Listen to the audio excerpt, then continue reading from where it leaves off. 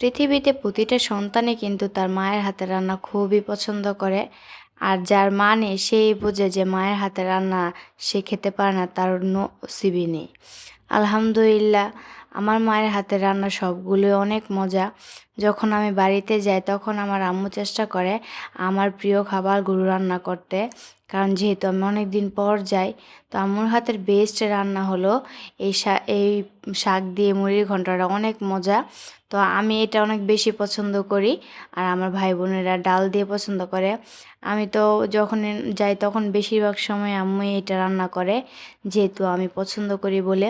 পৃথিবীতে সব মা বাবাকে আল্লাহ তাআলা নেক হায়াত দান করুক, তারা যাতে তাদের সন্তানকে সবসময় আগলে রাখতে পারে আর তাদের পছন্দের রান্নাগুলো যাতে সবসময় তারা খেতে পারে। আমিন।